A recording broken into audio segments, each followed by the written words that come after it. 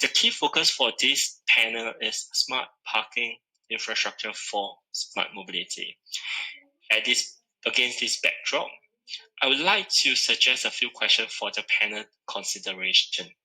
First, and obviously at the forefront of our mind right now, is that COVID-19 has changed the way people move, impacting the mobility service provider. So on this note, how has the COVID-19 affected smart parking and your company, both positively and negatively? And how have you been adjusting to this change? I would like to invite first Chirag to give us your thoughts, then Vitally, and finally Warren. All right? So Chirag, please. So Ryan, I think what you said is absolutely correct. People are traveling less, but those who are traveling are now preferring personal vehicle to travel in, and that we have already started seeing working across multiple markets now globally. We are seeing a complete shift in the trend of how parking used to be in the pre-COVID era. If you look at the two factors here, one, when people travel with personal vehicle, they need to park. Obviously, the airport parkings are down, but the city center and the business district parkings are up. So that is one which is more in terms of demand. And the expectation of the users have also changed.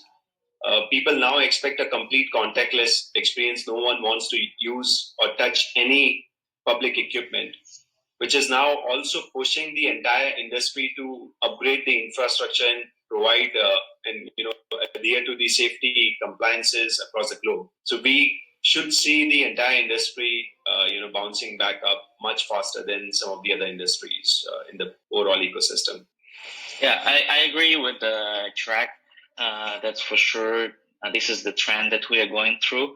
Also, I would say, like, currently with the pandemic, it's interesting to see the trend on the market. Like, for example, in Hong Kong, we have like 3 waves, like first coming from mainland China, then from foreigners or locals that going back, and the third one is a local spike. And each time, it's interesting to see the trends when the pandemic when the virus is spiking. So people go away from the public transport, they switch to the cars. Then when the work from home policy in place, then basically everyone is working from home. They don't need even to drive the car. So then the parking demand is lower. Then after the final wave of the virus, people coming back to offices, and again they driving cars. So in general, this fluctuating is depends on the virus situation in the city, but the general trend is increasing the demand for parking. So Warren, would you like to give your thoughts and also maybe to react to what the other panelists have said as well? On Chirag's side, I hope I got your name right. Yeah, right. Number one was the one that Chirag mentioned, saying that people are now looking for a contactless service. Situation here is much more under control. We actually did a survey during our lockdown period. I asked people how likely are they going to use jockey parking moving forward. So jockey parking is where you have like a guy actually take over your car, right? Especially for smart parking, especially for contactless parking. There's less mobility, yes, but there's also a push towards contactless services, which we will receive a benefit from. Right. I think it's a very good news to hear from. What I'm hearing from the panelists is that the COVID actually bring more positivity to smart parking. And maybe just to pick the brain of the panelists a bit, how would you define smart parking? And what role does smart parking play in building a smart cities? So any specific goals that means more to you or your company than others? So for example, reducing carbon footprint, maybe private vehicle centric, or even decongesting the cities, etc.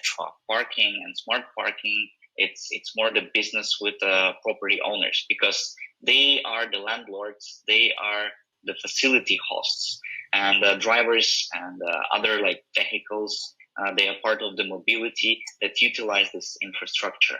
So basically, smart parking is the way how to improve the experience for the drivers that suffer from searching for parking in any big city. So statistically, more than 30% of traffic caused by drivers searching for parking in any big city. It takes around 20 minutes to search that, and it all brings fuel emission, air pollution, high level of illegal parking.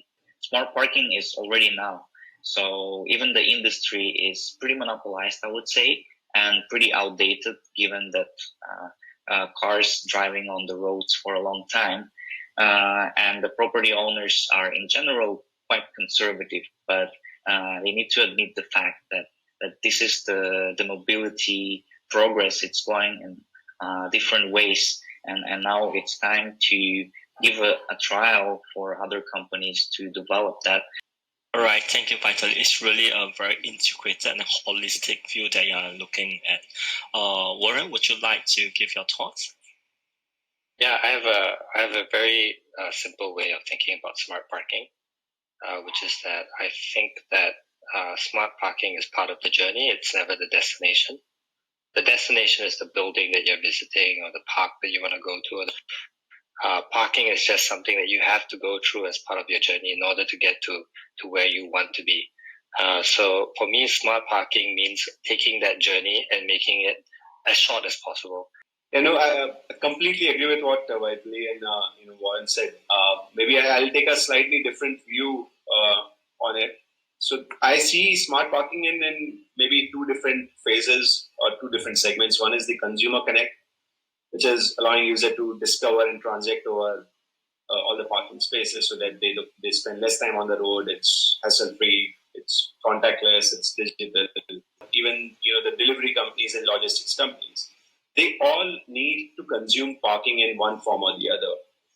So our idea is that all the entire industry has to go through a transformation where we connect the parking lots together, bring them onto one digital platform in every city globally, where you can discover and transact over parking spaces, whether it's a consumer or it could be a Grab cab or a Grab delivery boy who's going out for making a delivery or picking up a parcel.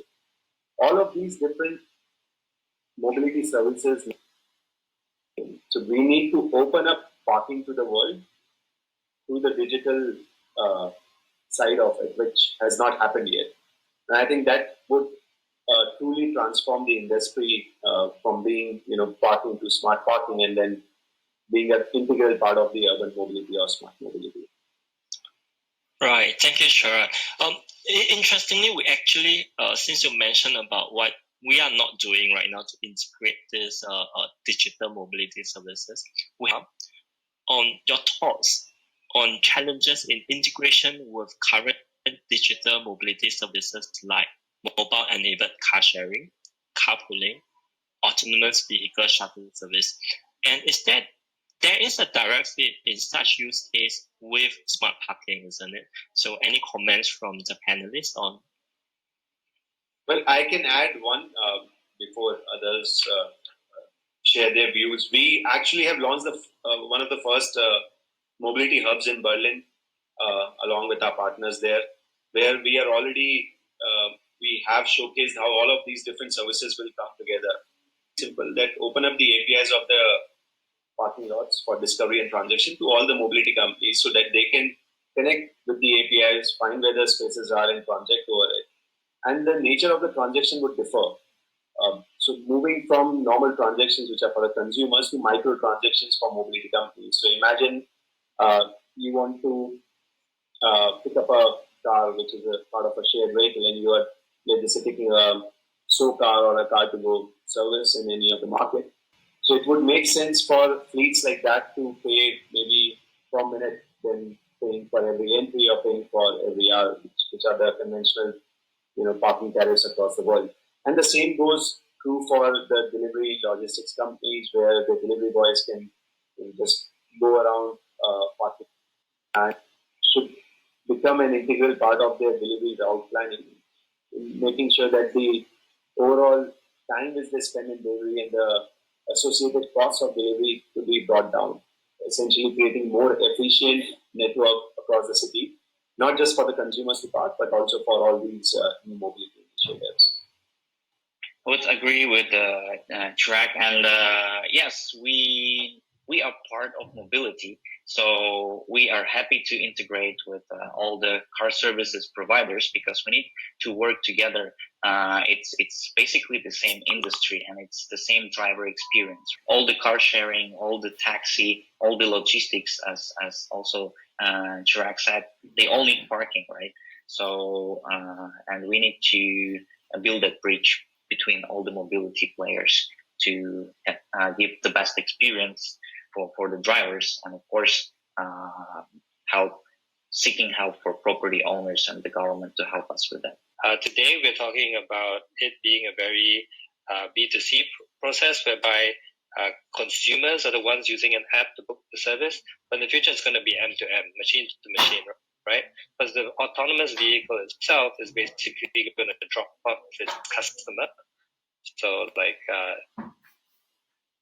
now is going to say, hey, are there any other customers in the nearby vicinity? Maybe not.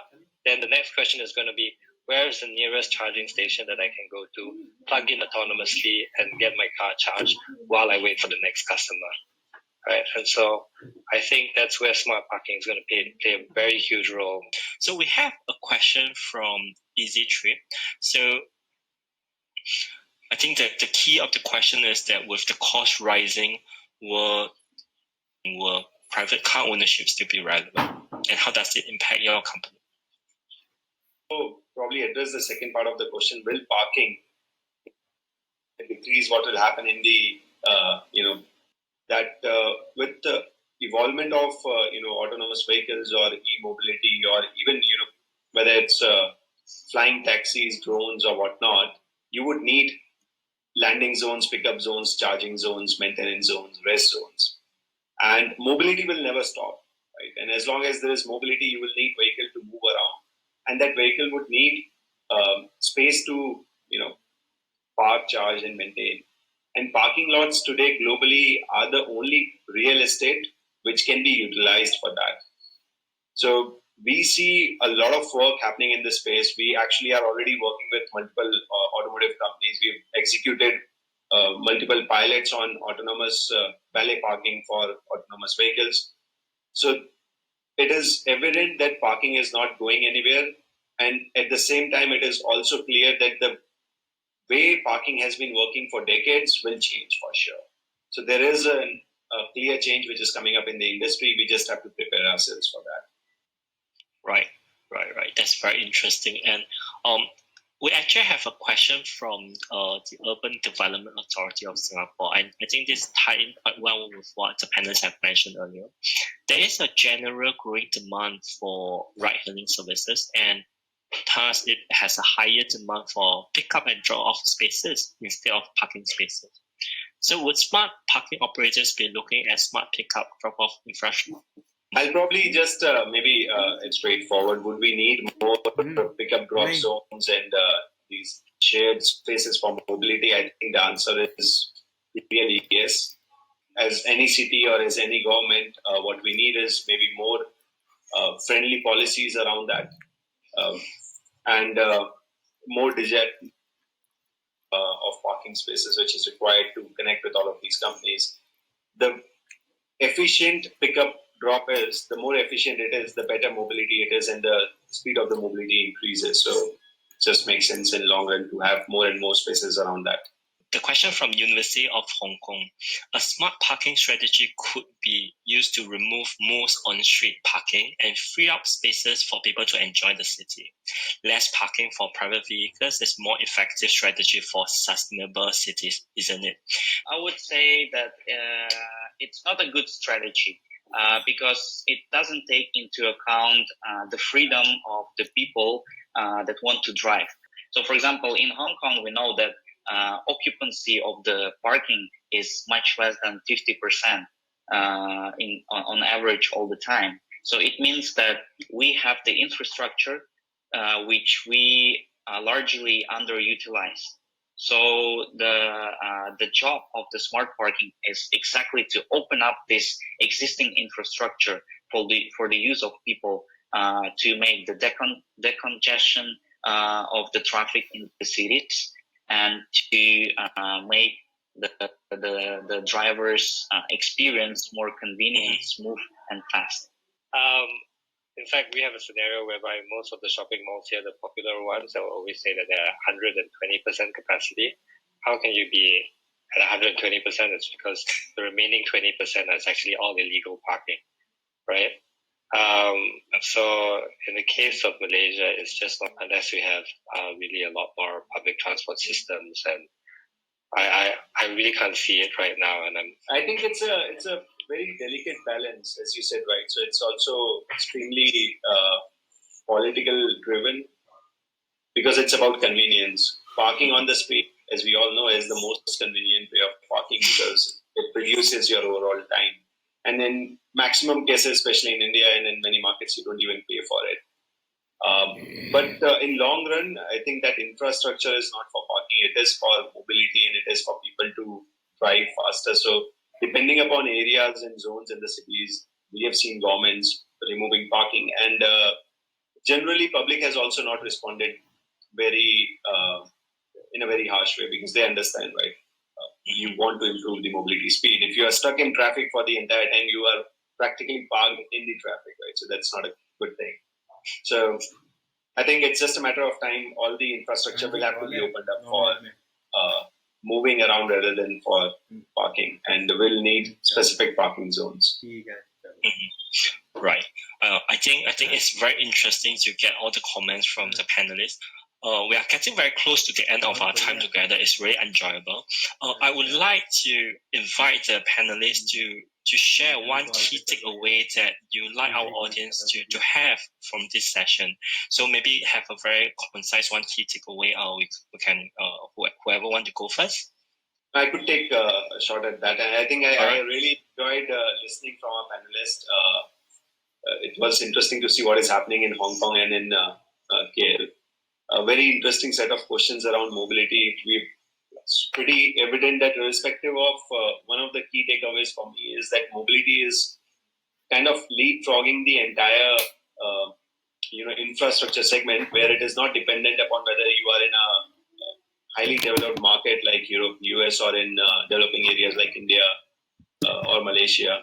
Mobility is picking up fast everywhere, and that would push all of us to change very, very fast, irrespective of market. So it's an opportunity for all the different markets to grow more or less at the same pace. So that's very interesting. Right. Thank you so much. I would agree with Chirag for sure. The speed is the key, especially in the technology-driven world, and also having many challenges recently, as the virus situation, the economical instability. I believe that we all need to work together to drive the mobility faster, and in the way to really bring the values to the city, to the people, to the clients, which are property owners and car service providers. So yeah, I believe we need to go in this way all together. People want contactless services. People want to be able to find the nearest charger, and people want to make sure that, coming back to what I said earlier, parking is not the destination; it's just part of the journey, and I want that journey to be as easy as possible. COVID-19 has really changed the societal behavior, probably permanently, and nevertheless, it gives us a unique opportunity to transform the business model to something more desirable and cater to the changing mobility needs of consumer and commuter. So let me conclude by thanking all of the members of the panelists. Thank you so much, Warren, Vitaly, and Chirag.